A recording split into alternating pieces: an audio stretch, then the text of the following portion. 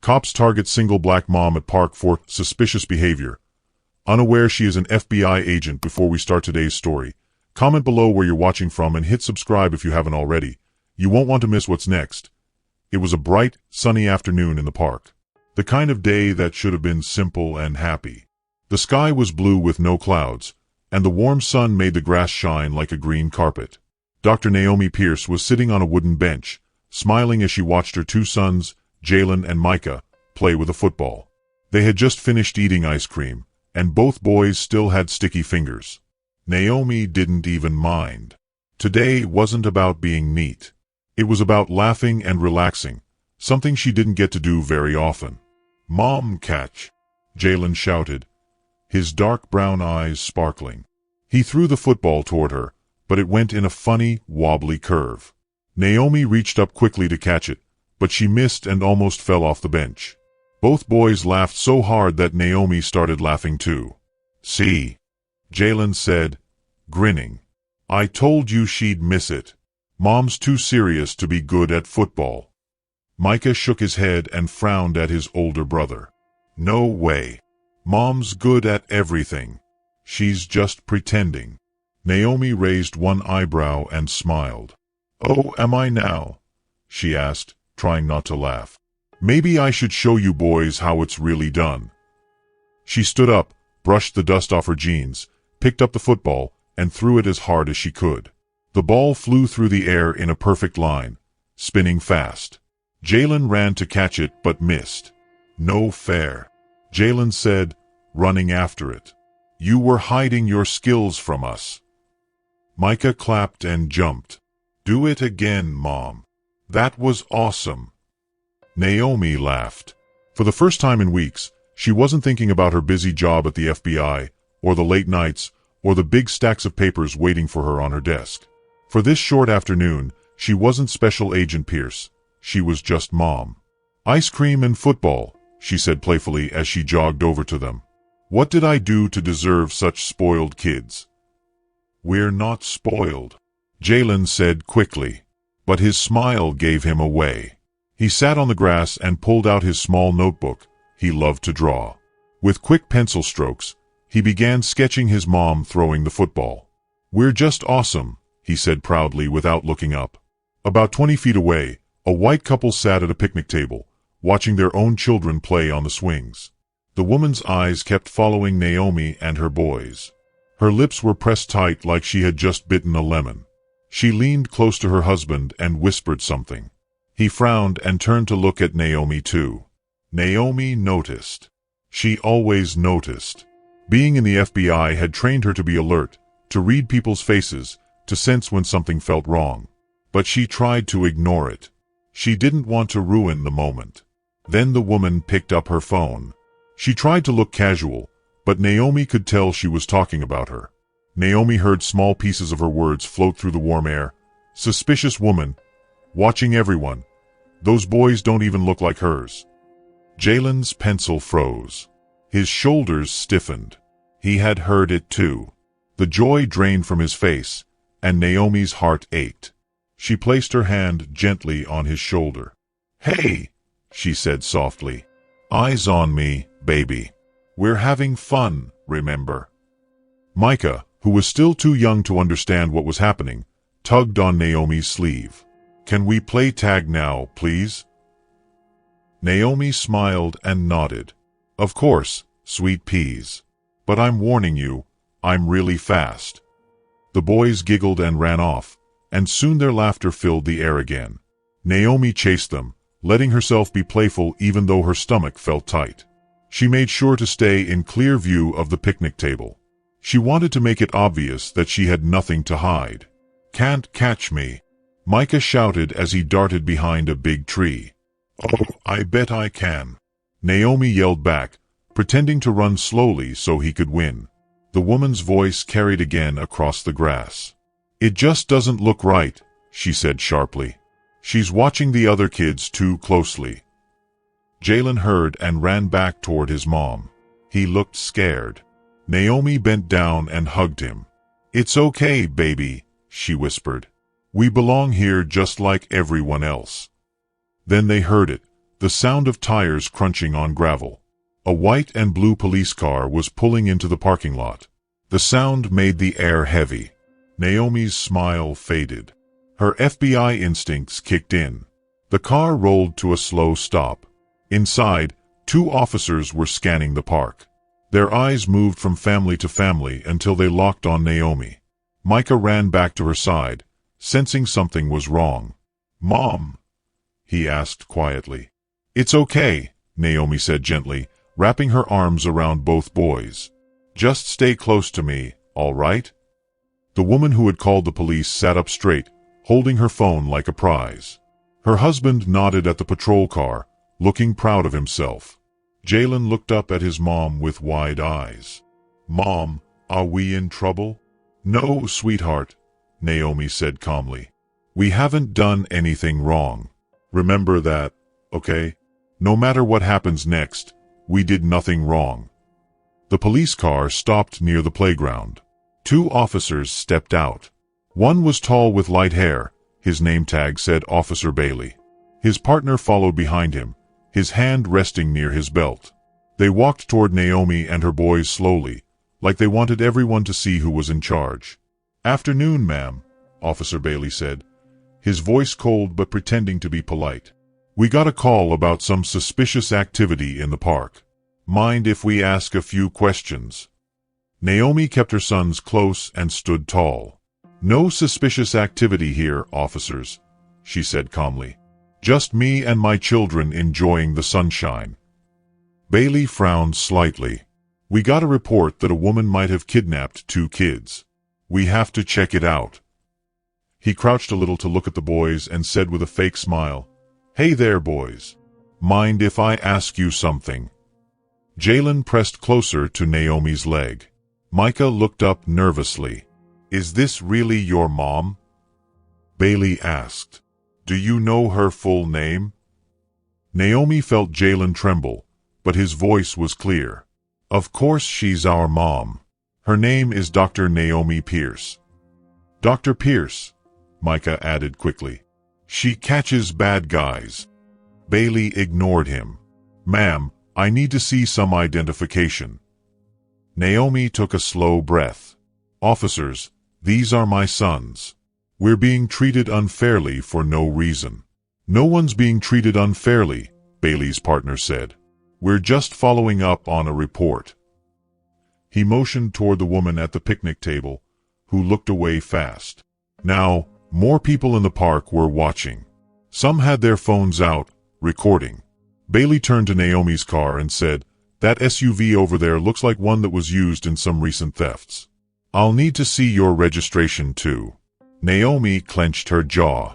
"Officer Bailey," she said firmly, reading his name tag, "you and I both know that's not true. You're just making things up, and doing it in front of my children. If you don't cooperate," he started. "I am cooperating," she said evenly. "We've done nothing wrong, and you have no reason to harass us." The crowd was larger now. People whispered. "This isn't right," someone said. Another voice called out, "They were just playing." Bailey's partner took a small step to the side, a tactic Naomi recognized. He was trying to box her in. "Ma'am, last time," Bailey said. "Show your ID or we'll continue this downtown." Naomi could feel the tension building. She didn't want her sons to be scared, but she also knew she couldn't let the officers push her around. "Fine," she said clearly. "My ID is in my bag. I'm reaching for it now." She moved her hand slowly toward her purse so they could see she wasn't hiding anything. But suddenly, Bailey grabbed her wrist tightly. That was a big mistake. Everything changed in an instant. Naomi's body reacted before her mind caught up. Her FBI training kicked in automatically. She twisted her arm in a quick move that broke his grip. She stepped back and pushed her sons behind her. "Do not touch me," she said in a powerful voice. Bailey stumbled back, surprised. His hand moved toward his taser. The crowd gasped. Phones were raised high. "Back away from my children," Naomi said, her voice steady like steel. Bailey's partner reached for his radio, but Naomi spoke first. "Before you make that call, You should know exactly who I am. You've already made several serious mistakes, and I've kept track of everyone." Jalen and Micah watched in awe. Their mom looked so calm, so strong. The playful mother who had been laughing with them minutes ago now stood like a hero in a movie. "Ma'am, you need to," Bailey began. "No, Officer Bailey," Naomi cut him off. "You need to think very carefully about your next move, because this is about to become much worse for you." The air was tense. The officers suddenly moved toward her at the same time. Bailey reached for his taser. His partner lunged forward to grab her. Naomi reacted fast. She stepped sideways, grabbed Bailey's arm, and twisted it, using his own force against him. The taser fell from his hand and clattered on the ground. "Mom!" Jalen shouted, half scared and half amazed. "Stay back, boys." Naomi called firmly, "Remember what we practiced, safe distance." The other officer charged, but Naomi spun low and swept his legs from under him. He hit the ground with a loud thud. The crowd gasped and shouted. Dozens of people were filming. Someone yelled, "Get them, girl!" Others murmured, "Did you see that?" Bailey scrambled to his feet, his face red with anger and embarrassment. Naomi stood strong, her hand steady, her son safe behind her, and the truth clear for everyone to see. He reached for his gun, but Naomi was faster. Before his hand could even touch it, she stepped in close and hit him hard in the stomach with her elbow. The air rushed out of him, and he bent over, gasping. Naomi grabbed his arm and used a smooth, strong move to flip him right over her shoulder. He flew through the air and landed flat on his back with a loud thud. "Oh my God!" a woman in the crowd screamed. "Did you see that?" The other police officer got back up, his face red with anger. He pulled out his baton and swung it at her in a big, wild motion. But Naomi lifted her arm and blocked it perfectly. The sound of wood hitting her arm was loud, but she didn't flinch. She grabbed the baton, twisted her body just right, and pulled it out of his hands. Then she tossed it far away. "Stand down," Naomi ordered in a strong, calm voice that made everyone stop and listen. "You're making this much worse for yourselves." The officer didn't listen. He threw a big punch toward her face, but Naomi moved quickly, slipping out of the way. She hit him fast in the throat with her hand. He started coughing and bent over. She swept her foot behind his knee and kicked lightly but sharply. His leg gave out, and he fell to the ground with a grunt.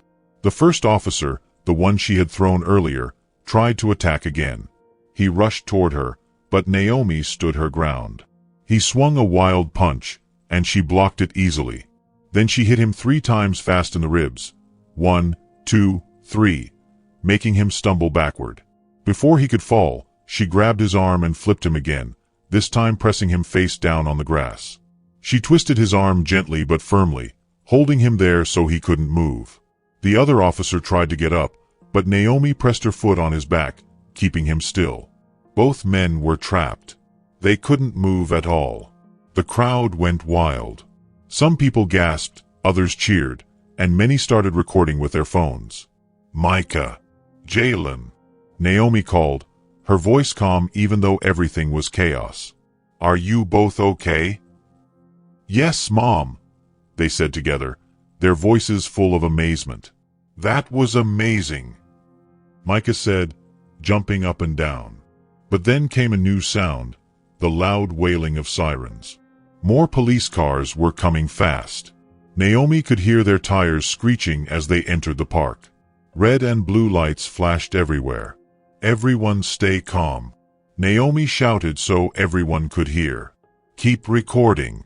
Make sure you film everything that happens next." The new officers jumped out of their cars, guns drawn, shouting confusing orders. Naomi didn't move. She stayed perfectly still, keeping both men pinned but showing no aggression. "I'm going to reach for my credentials," Naomi said clearly. "My ID is in my back pocket. I'm releasing these officers slowly, and then I'm going to show you who I am." She let them go slowly and carefully. They scrambled to their feet, looking red-faced and embarrassed. Naomi moved calmly, reaching into her back pocket. The crowd held its breath. She pulled out a black leather badge holder and raised it high for everyone to see. The gold badge sparkled in the sunlight. "I'm Special Agent Dr. Naomi Pierce, Federal Bureau of Investigation," she said clearly. "And these officers just broke federal law by attacking a federal agent in front of witnesses." The park went silent for a moment.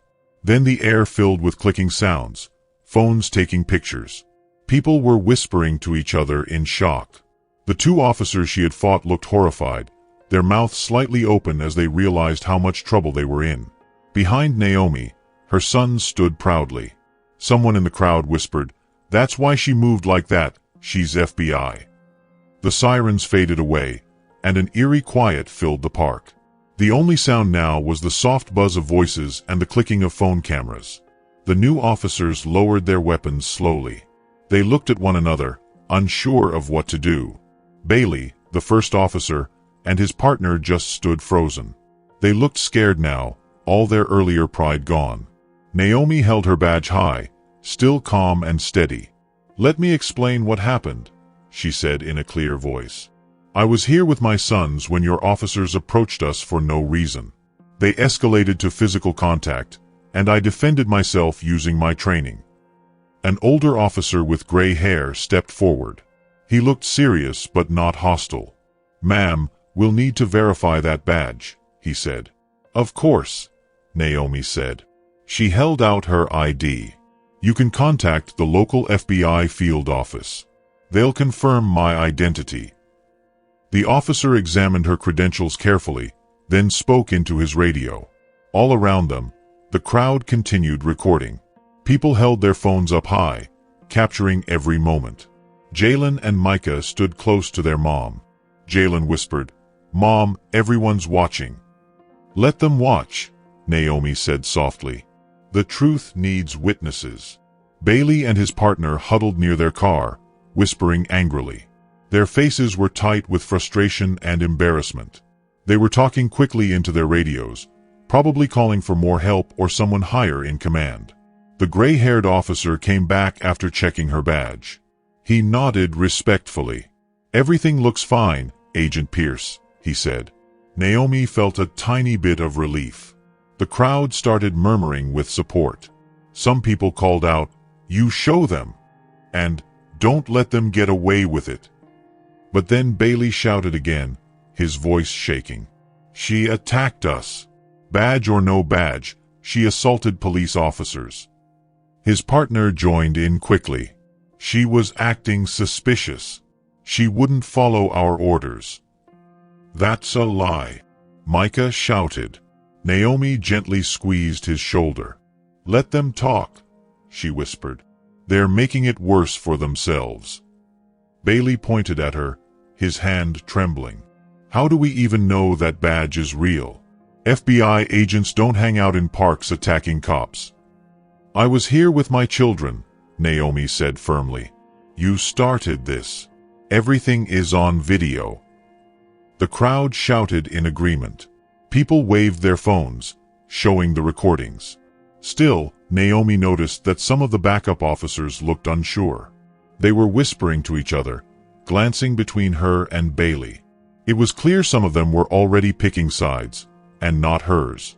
Then a black SUV with police markings pulled up. A tall man stepped out, Captain Richard Harlan. Naomi recognized him from meetings. He was known for always protecting his officers, no matter what they did. Harlan looked around with cold, sharp eyes. He barely glanced at Naomi's badge before turning to Bailey. "Officers, are you injured?" he asked, his voice smooth but fake. "She attacked us, Captain," Bailey said quickly. "We were responding to a suspicious person. She got violent." Harlan turned to Naomi. "Agent Pierce, if that's really who you are, we'll need to investigate this. Assaulting police is a serious charge." "Captain Harlan," Naomi said evenly, "your officers harassed me and my children. They tried to use weapons on me. Everything is on video." "Videos can be misleading," Harlan said smoothly. "We'll need statements from everyone, and we'll have to confirm your credentials officially." Naomi watched as Harlan walked around, talking quietly to his officers. Their faces changed, some of them hardened, their stances stiffening. They were falling in line behind him. Naomi could see it happening. He was shaping their version of the story already. He turned away and spoke into his radio. Naomi couldn't hear him, but she could see his eyes, cold and angry, fixed on her. This wasn't just about today. He saw her as a threat to his control. "Mom," Jalen said softly. "Are we in trouble?" Naomi pulled both boys close, holding them protectively. "No, baby," she said, keeping her voice calm even though fear twisted inside her. "But I think this is going to be a longer fight than we thought." The crowd was larger now, more phones raised, more people talking. Naomi barely noticed them. Her eyes stayed on Harlan as he finished his radio call and walked toward her with a face full of false politeness. Later, as Naomi drove home, the sun was low and orange in the sky. She kept checking her mirrors, half expecting to see police lights behind her. The streets looked peaceful, but Naomi couldn't shake the feeling that something dark was following them now. "Mom," Jalen said quietly from the back seat. "Are they going to arrest you?" Naomi tightened her grip on the steering wheel. "No, honey," she said softly. "I didn't do anything wrong.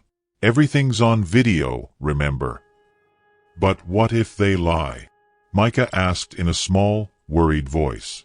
"Then we'll fight back with the truth," Naomi said. "I'm an FBI agent. I know how to handle this." Jalen leaned forward. "You were amazing, Mom. You moved so fast. It was like watching a superhero." Naomi smiled sadly. "I didn't want you to see that side of me. Fighting should always be the last choice." "Were you scared?" Micah asked. Naomi thought for a moment. "A little," she said. "But being scared doesn't mean you can't be brave. Real bravery is standing up for what's right, even when you're afraid." When they got home, the house looked calm and safe, but to Naomi, it didn't feel that way. She checked the street twice before going inside. Then she locked every door and window. "Go get ready for bed," she told the boys. "It's been a long day." While they brushed their teeth, she heard them whispering. "Did you see how fast Mom moved?"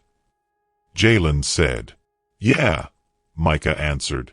"But what if those bad cops come here? Mom won't let them hurt us." "I know, but still." Naomi's heart hurt hearing them talk like that. They were too young to be afraid of things like this. She tucked Jalen in first. His room was covered with his superhero drawings, but now he had already started a new one, of her, standing strong like a hero. "Try to sleep," she said gently. Jalen held her hand. "Mom, I'm proud of you for not letting them push us around." Naomi kissed his forehead. "I'm proud of you too, sweetheart. You were so brave today." In Micah's room, he was clutching his old stuffed elephant. "Will you stay with me?" he asked. "Of course," Naomi said, sitting beside him. "I was scared when they grabbed you," he whispered. "But then you weren't scared at all." "I was scared," Naomi said softly. "But sometimes, being brave means doing what's right, even when you're scared." "I love you, Mom," Micah whispered. "I love you too, baby." "More than anything," Naomi said. She waited until both boys were asleep before going downstairs. The house was quiet, too quiet. She sat at the kitchen table, her phone buzzing softly. It was Lila Martinez, her best friend and fellow FBI agent. Naomi answered quickly. "Lila, what's wrong? Are you somewhere private?" Lila whispered. Naomi felt a chill run through her. Whatever was coming next, she knew the fight wasn't over. Naomi walked into her home office and closed the door behind her. Her heart was beating fast. She picked up her phone and said softly, "I'm here now. Talk to me." Her friend's voice came through the phone. It sounded worried. "Naomi, I've been calling people and checking everywhere," the voice said. "They aren't just angry anymore. They're getting ready to fight back. They want to destroy you. They want you gone." Naomi's hand squeezed the phone so tightly that her knuckles turned white. The words hurt like punches. She already knew deep down that the police would not let what happened just go away. But hearing someone say it out loud made her whole body feel cold.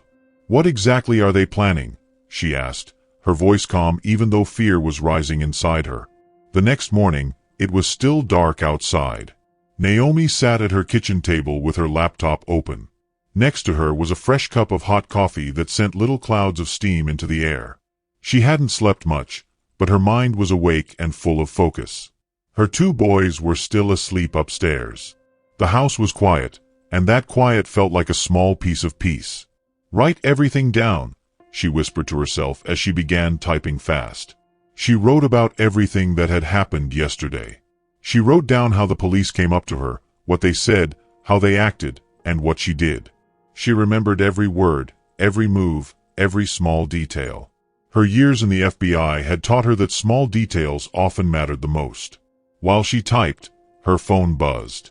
It was Rochelle Hayes, a civil rights lawyer she knew from old cases.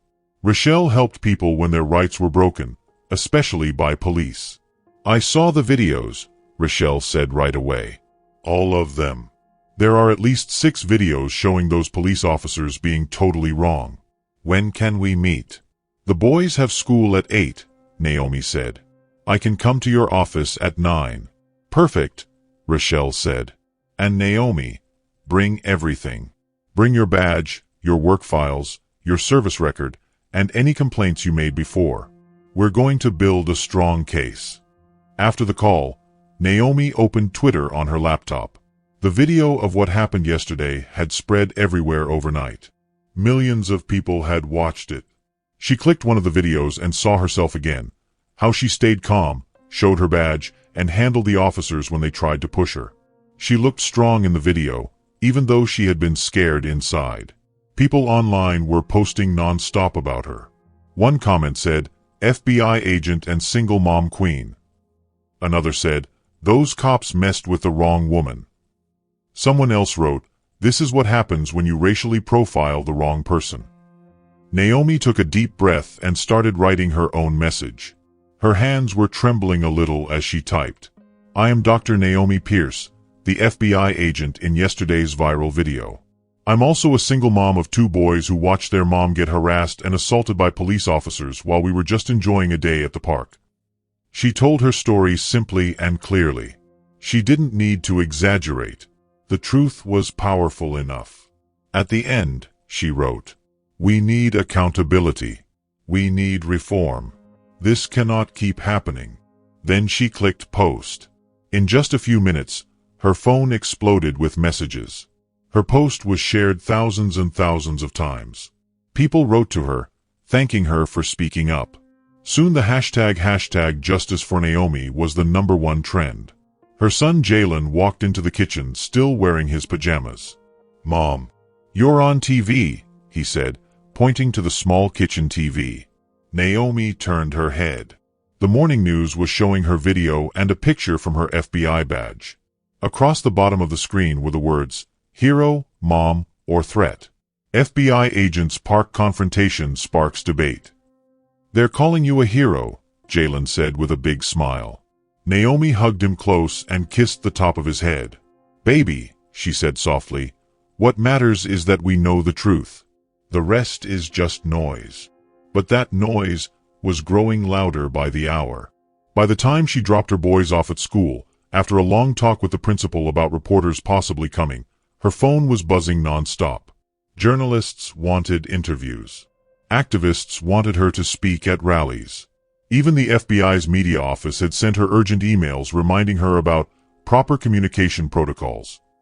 When Naomi got to Rochelle's office, they turned on the TV and saw a live video of people protesting outside the police station. Men, women, and even kids were holding signs that said, "Protect Black Mothers." "Who polices the police?" "This is good," Rochelle said as she took notes. "Public pressure makes them nervous. Nervous people make mistakes." Naomi's phone buzzed again. It was Lila, her co-worker at the FBI. Chief of Police holding a press conference at noon. "Watch your back." They turned up the TV. Police Chief Richards stood at a podium, his face red and his uniform perfectly ironed. "While we take all allegations of misconduct seriously," he said in a slow, official voice, "we must remember that our officers face split-second decisions in potentially dangerous situations." Rochelle rolled her eyes. Translation: they're protecting their own. Naomi wasn't really listening. She was reading the messages on her phone. People were offering help. Civil rights groups wanted to support her. Other black women in law enforcement shared their stories. Mothers across the country sent her messages saying, "We stand with you." "Look at this," she said, showing Rochelle her phone. "People are raising money for legal help we don't even need yet." "That's because they see themselves in you," Rochelle said kindly. "You're a mom, a professional, and a woman fighting for fairness." Naomi smiled a little. Someone online had posted a photo of her two boys looking scared next to a shot of her defending herself at the park. The caption said, "This is what Mama Bear looks like when you threaten her cubs." For the first time since yesterday, Naomi felt a small bit of warmth in her chest. She was still scared, but she knew she wasn't alone anymore. "Maybe we can really do this," she said softly. "Maybe we can make them answer for what they did." Rochelle patted her shoulder. "That's what they're afraid of. And that's why we'll win."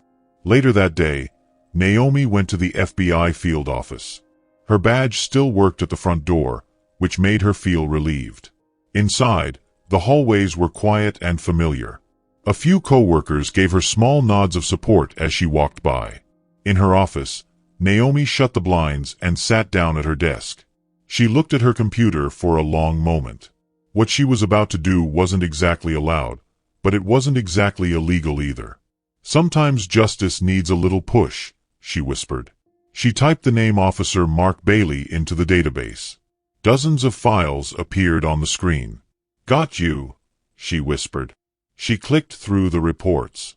Bailey had 5 complaints for hurting people in just 2 years. All the victims were minorities.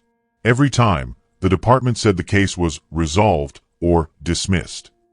It was a pattern: violent stops, false reports, and then cover-ups. Naomi started downloading everything onto her laptop. Her phone buzzed. It was a text from Jalen. "Mom, what time are you picking us up?" "4:30 sharp," she wrote back, then went right back to digging. Bailey's partner was just as bad.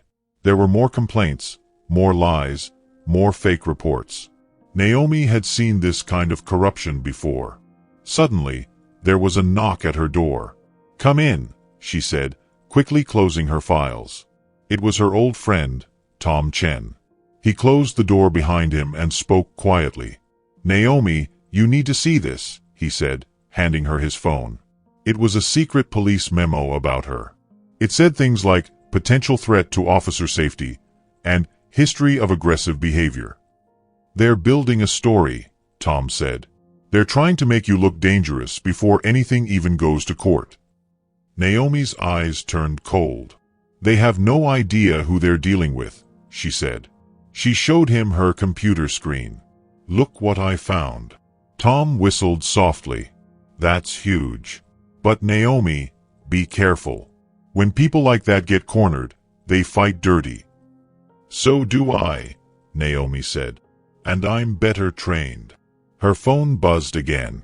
Rochelle this time. "Meeting with the Civil Rights Commission tomorrow. Bringing anything good?" Naomi smiled.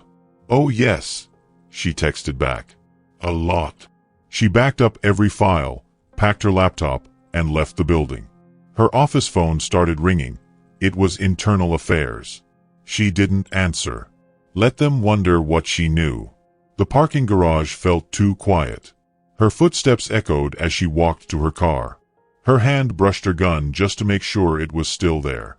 She picked up her sons from after-school care. They were laughing and talking, but she could feel their worry. "Mom," Jalen whispered, "are those men following us?" Naomi looked in her rear-view mirror. A dark car was 2 behind them.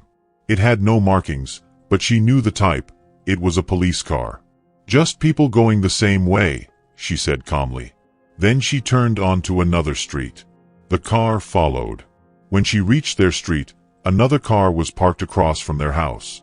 Two men sat inside, watching. "Okay, boys," Naomi said with fake cheer. "Homework time." She got out and kept herself between her boys and the men in the car. Her hand rested near her weapon, but she smiled as if nothing was wrong. "Go on up and start your work," she said. "I'll bring snacks soon." Only when they were upstairs did she look back outside. She recognized one of the men. He worked with Officer Bailey. They weren't hiding. They wanted her to see them. Naomi picked up her heavy briefcase full of evidence. Let them watch, she thought. She had enough proof to destroy their whole corrupt system. The only question now was, how far would they go to stop her? That night, her dining room looked like a war room. Papers and files were spread across the table.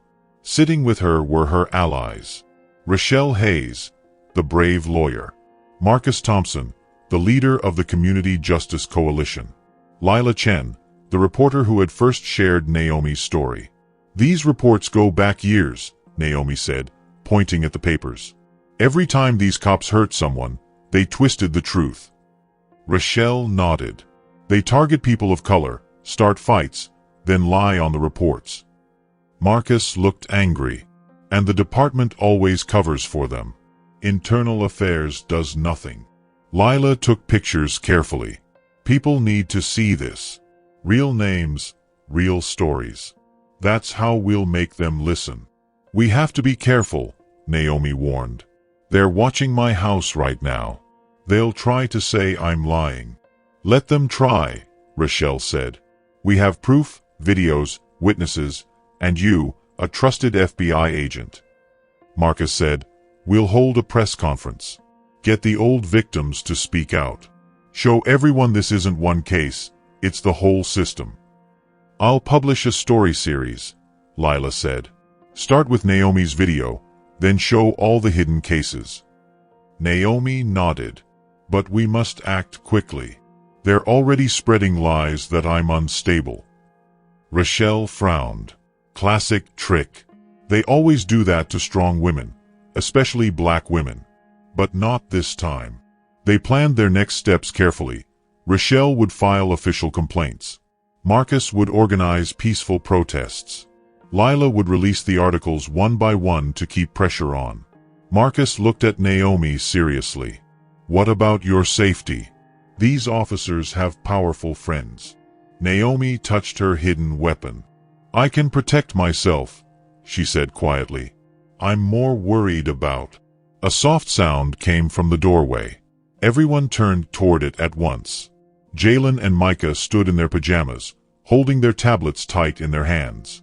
Their eyes were big and full of worry. They looked scared in a way that made Naomi's heart hurt. "Mom," Jalen said in a small voice, "we heard you talking about safety." Micah stepped a little closer to his brother and asked, "Are the bad police going to hurt us?"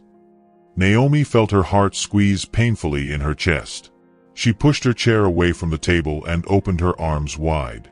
Both boys ran to her right away, hugging her tightly. They pressed their little faces against her sides. Around them, the grown-ups in the room stayed quiet, watching the moment with sad and serious faces. Everyone understood that what they were fighting for wasn't just about laws or meetings. It was about people's lives, about families like Naomi's. "Listen to me, boys," Naomi said, looking into their worried faces. "Those officers, the ones who did wrong, they're bullies. And what do we say about bullies?"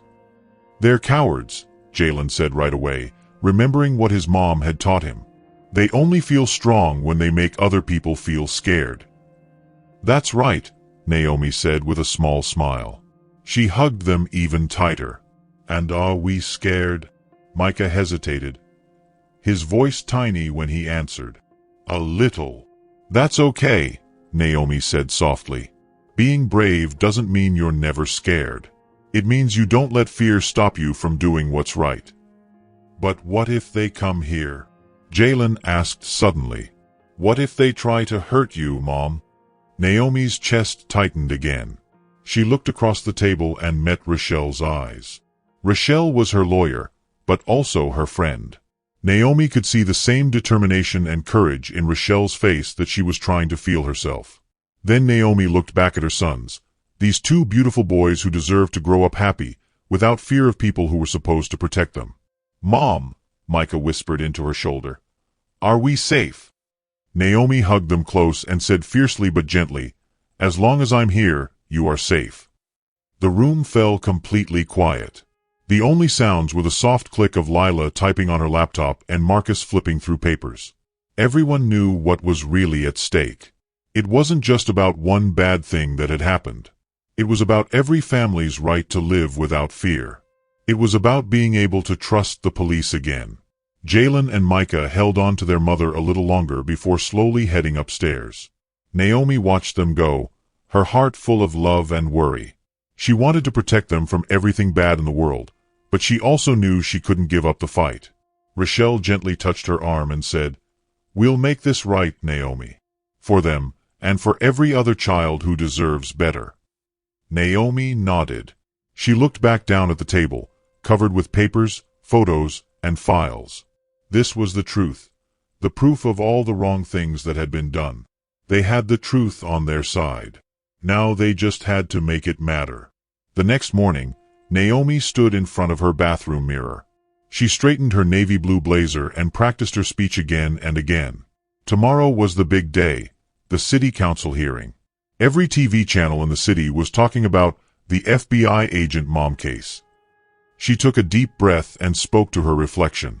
"The officers came without cause," she said clearly. "They made things worse on purpose and put my children in danger." Her voice shook just a little, so she started again until it sounded strong and calm. Her phone buzzed on the counter. It was a message from Rochelle.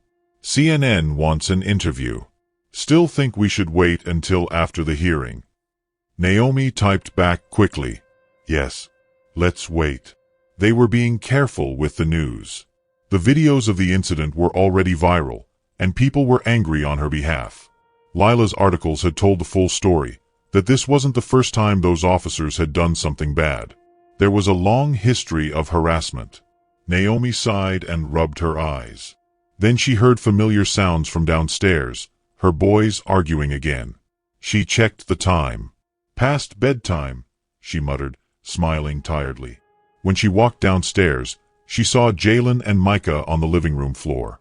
Papers and colored pencils were everywhere. "It needs more red," Jalen said, coloring hard. "Superheroes always have red." "But Mom wears blue to work," Micah said, frowning at another drawing. "She's our hero, so she should wear blue." Naomi laughed softly. "Artists," she said, hands on her hips. "It's bedtime." "Wait," Jalen yelped, quickly hiding his picture. "You can't see it yet. It's for tomorrow." "For tomorrow?" Naomi asked, sitting on the couch, tired but curious. "For your big meeting," Jalen said proudly. Naomi smiled and leaned back. She had been staying up late every night with Rochelle, reading reports, preparing her testimony, and collecting evidence. Her brain was full, and her body was tired. Micah climbed into her lap and started playing with her FBI badge. She had just gotten it back after a long meeting with her bosses. "Are you scared, Mom?" Micah asked quietly. Naomi stroked his hair. "A little," she admitted. "But being scared is okay when you're doing something important."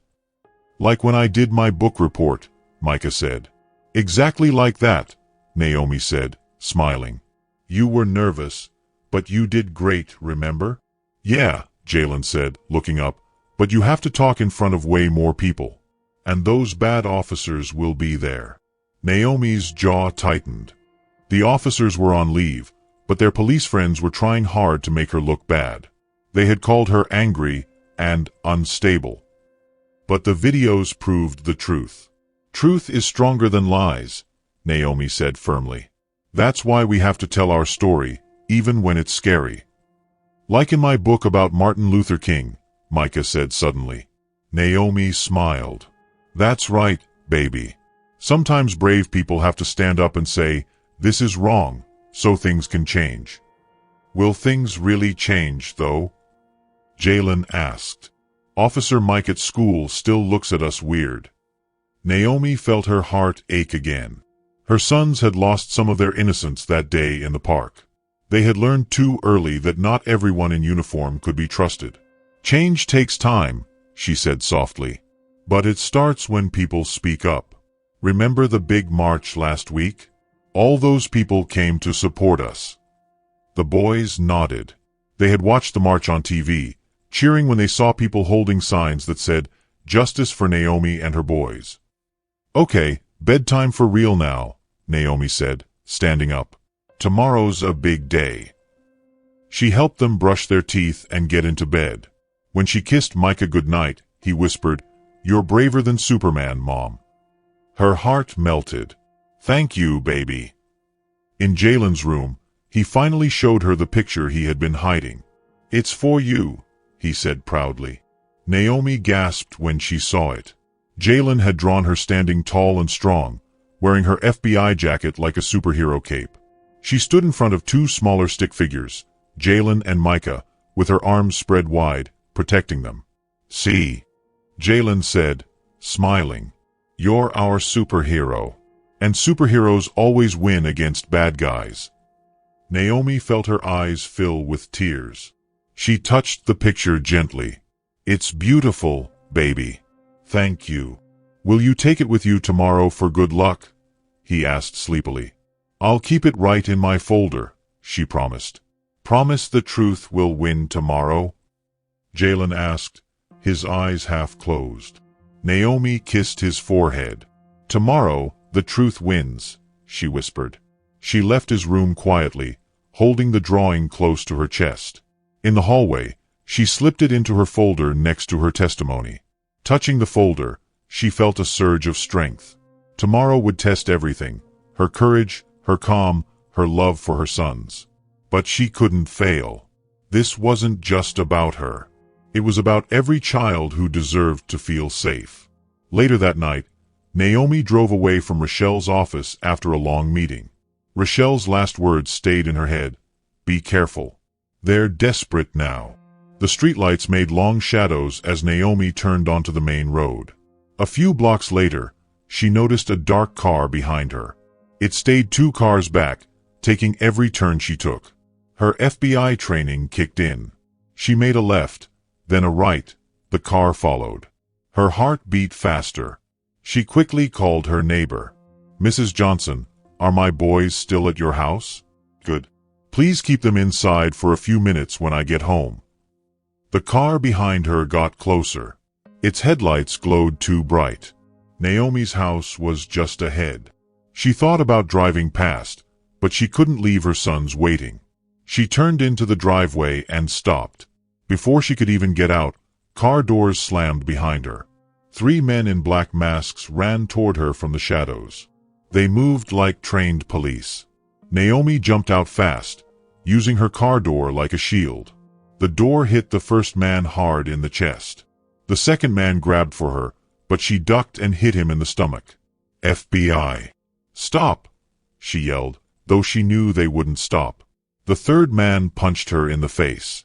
Her lip split and bled, but she spun around and kicked him in the knee. He screamed in pain. From her neighbor's house, Naomi heard Jalen's frightened voice yell, "Mom!" Her heart broke, but she couldn't stop. The first man swung a metal baton at her. She blocked it with her arm, pain shooting through her bones. She twisted his wrist until the baton dropped, then hit him hard in the head. The second man grabbed her from behind. Naomi threw her head back, hitting his nose until it cracked. He held on, so she kicked both feet forward, slamming the third man into her car. Then she struck the second man in the throat and temple. He fell to the ground. All 3 men were down. Naomi stood panting, every muscle on fire. Blood dripped from her lip onto her white blouse. Neighbors came outside. Some filmed with their phones. Mrs. Johnson held the boys back as they cried for their mom. Then, red and blue lights filled the street. Police cars arrived, too fast to be a coincidence. Naomi raised her hands. "FBI Special Agent Naomi Pierce," she said. I was attacked by 3 masked men. They need to be arrested. But the officers ignored the men on the ground. Their captain walked forward, smiling like he already knew what would happen. He handed her an envelope. "Agent Pierce," he said, almost laughing. "You've been suspended. Effective immediately." Naomi's hands shook as she opened the letter. It had the FBI seal. It said her badge and cases were taken away. Her whole career, gone in one night.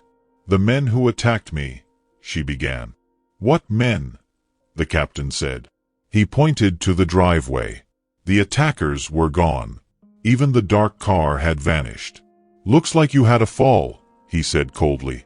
"You should get those injuries checked out."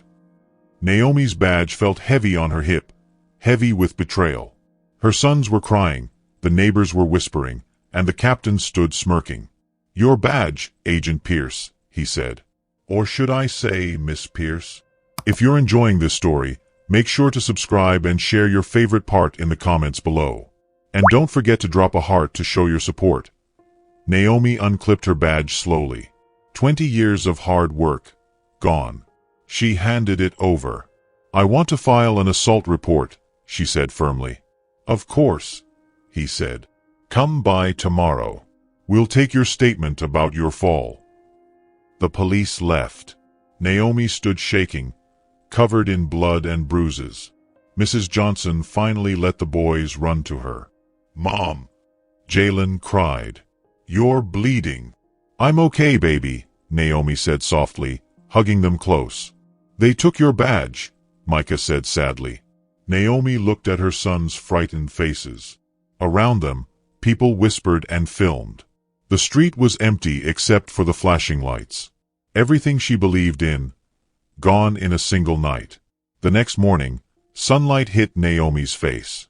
Her body ached all over. She tried to sit up and gasped in pain. The space where her badge used to be felt like a missing piece of her.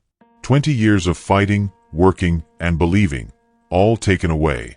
But even through the pain, she whispered to herself, "The truth still has to win." Her phone wouldn't stop buzzing on the nightstand. It lit up again and again, shaking against the wood. There were news alerts, text messages, and missed calls piling up faster than she could even look at them. Naomi grabbed it with shaking hands, the glow of the screen washing over her tired face. She scrolled through the headlines, her heart pounding harder with each one she read. FBI agent suspended after violent outburst. Questions raised about unstable federal agent. Mother or menace? The Dr. Naomi Pierce story. Every word felt like a punch. The local news had already decided who she was, a dangerous woman, a ticking time bomb, a mother-turned-monster. They dug up an old quote from her ex-husband saying she'd been too intense during their divorce. They took what really happened, her defending her kids from men in masks, and twisted it into something dark. Not a mother protecting her children, but a woman attacking innocent officers. They'd turned her bravery into a crime. Naomi forced herself up from the bed, her ribs aching with every breath. She wrapped her arms around herself and limped to the mirror. The woman looking back at her hardly felt real. Her jaw was blotched with purple bruises, her lower lip was cracked and swollen, and the skin around her eyes was puffy and sore. She reached up and touched the bruises lightly, like she was gathering evidence. Each mark told a story, proof of what they'd done. In the kitchen, the smell of cereal and milk filled the air. Her boys, Jalen and Micah, were sitting at the counter, quiet and still. Usually, they talked and laughed in the mornings, but now they just stared down at their bowls. Their spoons made soft clinking sounds against the sides, the only noise in the room. "Mom," Jalen asked, his voice barely above a whisper, "are you going to work today?" Naomi swallowed hard. "No, baby. I'm taking some time off." "Because they took your badge?" Micah asked. His big brown eyes were wide with worry. "Yes," she said slowly, trying to sound calm. "But it's only for a little while. I'll get it back. We're going to fight this." Jalen pushed his cereal away. "What if those men come back? What if they hurt you again?" Naomi's heart clenched. She crossed the kitchen, ignoring the pain in her ribs, and wrapped her arms around both boys. "Listen to me," she said firmly. "Those men were cowards. They came at night because they're scared of the truth. But we're not going to let them win, okay?" Her phone buzzed again. It was a text from her lawyer. "Turn on the news." Naomi grabbed the remote, flipped on the TV, and froze. The police captain stood behind a podium, his face serious, voice dripping with fake concern. "We are deeply troubled by Agent Pierce's pattern of aggressive behavior," he said. "First, her unprovoked attack on 2 officers doing their jobs. Then her erratic conduct was witnessed by several people. And now, last night's incident raises serious questions about her stability." Then came the video. Shaky, grainy footage from someone's phone. It showed only one thing: Naomi fighting. Her punches, her kicks, her takedown of the men. None of their attacks. None of their weapons. The headline beneath the footage read, "FBI agent's violent breakdown caught on camera." Naomi's fingers tightened around the phone until her knuckles went white. Her body hurt all over, but the betrayal cut deeper than any bruise. They weren't just lying, they were rewriting her story. She started calling people from work, one by one. Her supervisor, her team, her closest colleague. Every call went to voicemail. No one answered. No one wanted to be connected to her. The silence told her everything. The system was closing ranks, and she was being left outside. Online, things were even worse. Social media was full of strangers calling her names, saying she was crazy or violent. Trolls left hateful, racist comments under every article. Some people tried to defend her, saying she was being framed, but their voices were drowned out in a flood of anger and lies. By afternoon, news vans filled the street outside her house. Reporters stood on her lawn, cameras aimed at her windows. They shouted questions whenever she appeared near the curtains. Her boys couldn't even go outside to play. Naomi walked the house, closing every blind and locking every door. Her FBI training told her to stay calm, to document everything. But her hands wouldn't stop shaking. Every car that drove by too slowly made her tense. Every rustle outside made her heart jump. When night finally fell, she tucked Jalen and Micah into bed. They clung to her longer than usual. "You're still our superhero," Jalen whispered. "No matter what they say." Naomi kissed his forehead, fighting tears. "Go to sleep, baby. Everything will be okay soon." But when she looked in the bathroom mirror later, she didn't see a superhero. She saw a woman who'd been beaten, humiliated, and stripped of her purpose. The bruises on her skin looked darker now. The cut on her lip throbbed. Her eyes were tired and red. "They want me broken," she whispered to her reflection. "They picked the wrong person." And with that, something inside her shifted. The fear didn't disappear, but it hardened into something stronger: determination. She grabbed her phone and began to make calls. First was Rochelle Hayes, a civil rights lawyer who had been fighting police abuse for 2 decades. "Rochelle, it's Naomi," she said. "Meet me at the community center tomorrow night. Bring everything you've got on police union corruption." Next, she called Lila Chen, the journalist who'd been investigating misconduct for months. "I need those files you mentioned," Naomi said. "The ones about payoffs and buried complaints. It's time." Finally, she called Elijah Brooks, whose church had become a safe place for people hurt by the police. "Can you get people to the forum?" Naomi asked. "Victims, witnesses, anyone who's been silenced. We need them to speak." Her hands stopped trembling. Her mind clicked into focus. This was her world, building cases, connecting evidence, bringing truth to light. They could take her badge, but not her training, not her purpose. She spread the documents across the kitchen table: complaint forms, witness statements, secret payment records. Each piece of paper told part of the same story: years of cover-ups and corruption. "Mom." Jalen's small voice made her turn. He and Micah were standing in the doorway, eyes wide. "I thought you were asleep," Naomi said softly. "We heard you talking," Micah said. "We want to help. You always tell us to stand up for what's right." Naomi's chest ached. They were too young for this, but they had already seen too much. Hiding the truth wouldn't protect them anymore. She opened her arms, and they ran to her. "Tomorrow night," she said, "I'm going to tell everyone what those officers did. Not just to us, to a lot of families." "Will it be dangerous?" Jalen asked quietly. "I'll be careful," she said. "And I won't be alone. Sometimes doing the right thing is scary. But we do it smart. And we do it together." She showed them the papers on the table. "See? It's like a puzzle. Each piece shows what the bad guys did." Micah nodded. "And when you put them all together, you get the truth." "Exactly," Naomi said, smiling faintly. "And tomorrow, the world will see it." She worked through the night, sorting files and rehearsing her words. The forum would be televised. Her lawyer helped her prepare her speech. The journalist fact-checked everything. Elijah Brooks made sure the hall would be packed. By morning, the cameras were already outside again, but Naomi didn't hide. Let them film. Let them watch. The truth was coming. She spent all day double-checking her notes and backing up her evidence. Her body still ached, but her spirit felt steady. This was what she was trained for, exposing corruption, no matter the cost. When evening came, she dressed in a sharp navy blazer and used makeup to cover the bruises.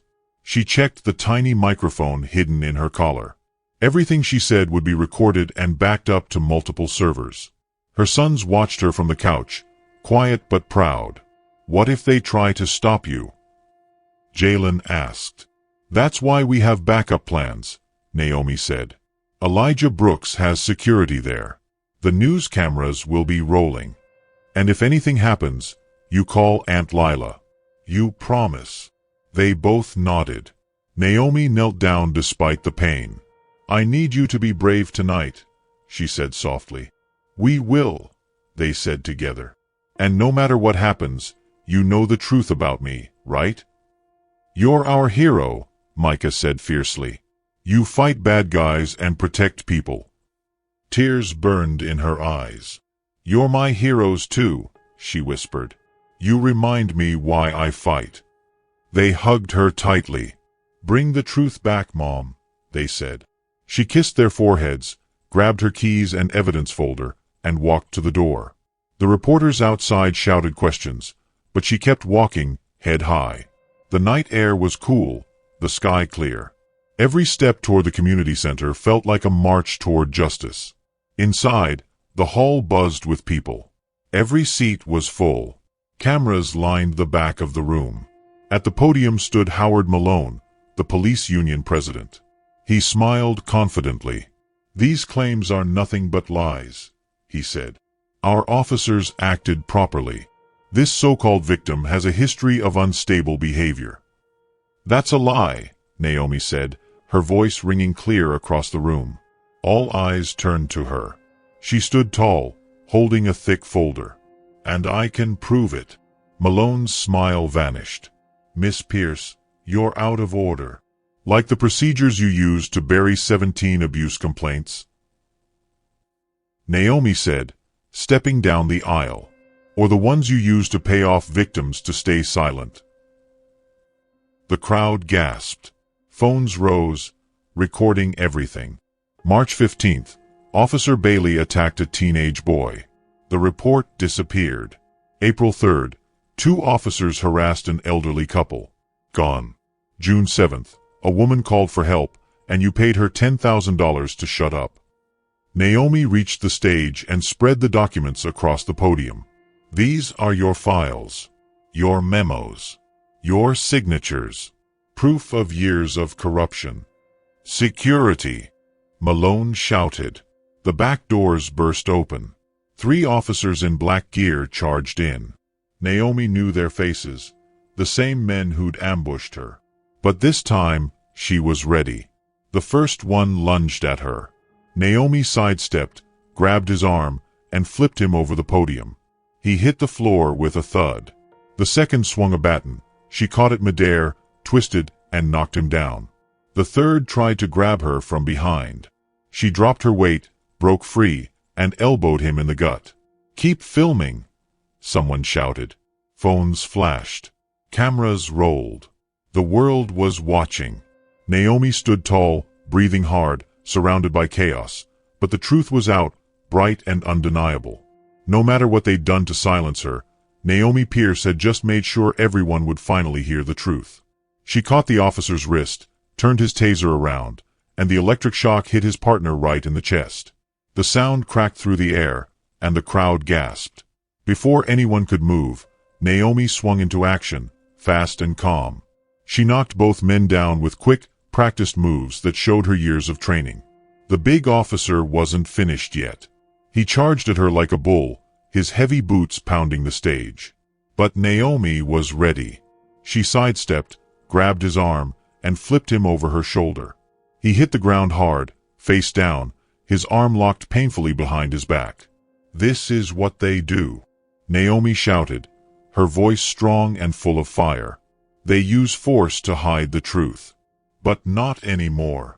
The people watching froze in shock. Some started whispering, some lifted their phones, recording everything. The two officers groaned where they lay.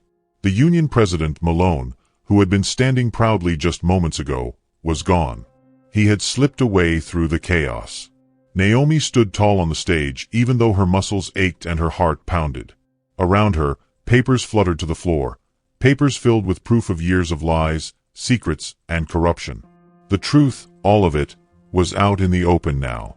Then someone in the back of the crowd shouted her name. "Naomi! Naomi!"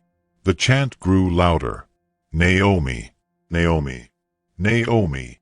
Soon, everyone was shouting it, voices rising like a wave. Reporters rushed to the stage, microphones thrust forward, cameras flashing like fireworks. "Dr. Pierce," one called. "How long have you been investigating the police union? Did they attack you because you had the evidence?" Another shouted. "Are there more people involved?" Someone else asked. Naomi looked straight into the cameras. Her voice didn't shake. "Everything you need to know is in these files," she said. "The evidence speaks for itself. No more lies. No more silence." The chanting grew louder. Dozens of phones stayed pointed at her, recording her words. Naomi spotted Elijah Brooks in the crowd. He was nodding proudly, his eyes shining. Nearby, her lawyer was already picking up the scattered papers and placing them into evidence bags with careful hands. TV crews pushed closer, broadcasting live. Naomi stood her ground as more questions flew toward her. The officers on the stage were still groaning, trying to get up, but no one paid them any attention. She had trained for moments like this her whole life. Not just the fighting and self-defense, but the courage to speak up for justice, no matter the cost. The community center buzzed with noise. More people pressed in from outside, drawn by the sound of chanting and the promise of truth. Camera flashes lit the stage again and again, catching every detail. The fallen officers, the papers that told the story of corruption, and Naomi Pierce standing in the middle of it all, proud and unbroken. The next morning, the whole city was talking about her. Every news station, every website, every newspaper had the same story. FBI agent exposes police corruption. Union president flees after confrontation. Justice Department launches investigation. Naomi sat at her kitchen table, her hands wrapped around a mug of coffee that had gone cold. On the TV, she saw herself on repeat, her standing on stage, her voice ringing out, her taking down 3 police officers like it was nothing. Her 2 sons, Jalen and Micah, sat beside her eating cereal, their eyes wide as they watched. "Mom," Jalen said, holding up his tablet. "You're trending." He showed her the screen. There were videos, news clips, and endless posts with hashtags like #NaomiTheProtector and #JusticeForNaomi. The doorbell rang. Naomi's body tensed, her muscles going tight before she could stop herself. But it wasn't any more trouble. It was Elijah Brooks. He smiled as he stepped inside, carrying a stack of newspapers. "You did it, sister," he said, laying them on the table. Every front page showed her, The same photo again and again. Naomi standing tall, surrounded by fallen officers and scattered files. They're arresting them as we speak. Naomi blinked at the headlines, barely believing it. Her phone buzzed constantly with updates. The police chief had just announced his resignation on live TV, his face pale and sweaty. 3 hours later, the mayor gave her own speech. The Department of Justice will now oversee our police, she said, her voice serious. We have failed the community's trust. Changes must be made. By that afternoon, helicopters circled above the city. FBI agents were raiding the police union building. Naomi saw news footage of her old co-workers carrying out boxes full of files and computer drives. Officer Bailey and his partners were led away in handcuffs, their angry faces twisted as they spotted the cameras. Her lawyer called with more news. The corruption went deeper than we ever thought, he said. Your evidence opened everything. They're finding cover-ups from 30 years ago. Micah tugged at her sleeve. Mom, look, he said softly, pointing at the TV. Union President Malone had been caught. He tried to flee the state in a private plane, but state troopers stopped him. His car trunk was full of cash. Neighbors began showing up at Naomi's door. They brought food, flowers, cards, and warm hugs. Mothers stood outside her house holding signs that read, "Protect Black Mothers," and "Stand with Naomi." One woman hugged her tightly.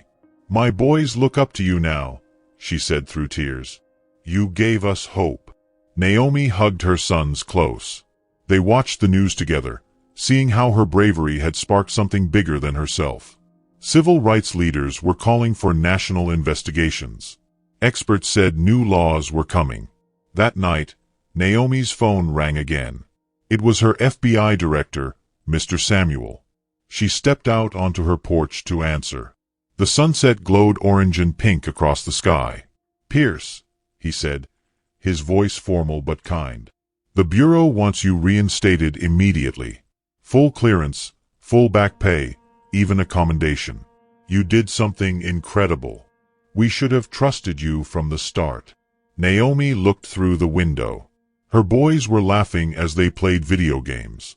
She thought about that awful day in the park, the fear, the shouting, the helplessness, and how many other mothers had felt the same. Sir, she said softly, thank you. But this was never about the badge. It's about my sons, and mothers like me. There was silence on the other end. I don't understand, he said finally. We can't fix this by just arresting a few people, Naomi explained. The whole system has to change. Black mothers shouldn't have to be FBI agents to keep their kids safe at the park. Through the window, Jalen waved at her. She waved back, her heart full of love. This isn't the end, she said. It's just the beginning. I have a new mission now. The mothers outside, they need someone to stand with them, to help them fight back, to uncover the truth wherever it hides. Samuel sighed. You're making a difference, Pierce. Whatever you do next, you have my respect. Naomi ended the call and looked up at the stars starting to appear. In the distance, sirens wailed, but for the first time in weeks, she didn't feel afraid. Change was coming. A week later, Naomi parked her car at Henderson Park. The same trees swayed in the gentle wind. The same playground glimmered in the sunlight. But now, it felt different, lighter, freer. Look, Mom. Our spot is free, Jalen said, pointing to their favorite picnic table near the fountain. Naomi smiled. This place had been their safe spot, then their battleground. Now it could be home again. They got out of the car. Families nearby looked up, not with fear, but with warm smiles. A mother pushing her daughter on the swing waved. An old man on a bench nodded kindly. Can we get ice cream first? Micah asked, holding Naomi's hand tightly. His eyes darted to the spot where the police car had parked that terrible day. Naomi squeezed his fingers. Of course, baby, she said.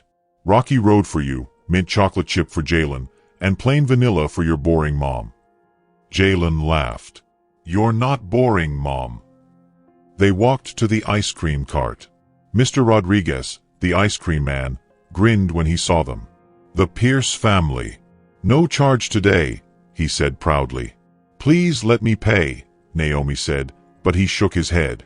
You showed my granddaughters what bravery looks like, he said softly. That's worth more than money. They sat at their favorite table, enjoying the cold sweetness. Jalen told funny stories. Micah made silly sound effects. Ice cream dripped down their chins, and Naomi laughed with them. Nearby, a group of kids pointed at her. One brave girl walked over with a basketball. Are you really the FBI agent who fought the bad police? She asked shyly. Naomi smiled gently. I'm just a mom who wants her kids to feel safe. The girl nodded. My mom says you're a hero. Can Jalen and Micah come play? Naomi nodded, and her boys ran off, laughing. Their laughter mixed with the other children's shouts. Some mothers came over to Naomi's table. They shared their own fears and stories. We're starting a community watch, one said. We'll teach our kids their rights, record everything that happens. Will you help us? Naomi watched her boys playing, their faces bright. Yes, she said. We all have to protect each other. The golden afternoon stretched on. Naomi got their old football from the car, and soon everyone joined in. Parents, kids, all laughing together. Micah caught the ball with a proud grin. Jalen led his team with confidence. Neither flinched at the sound of sirens far away. When the sun began to set, families slowly packed up.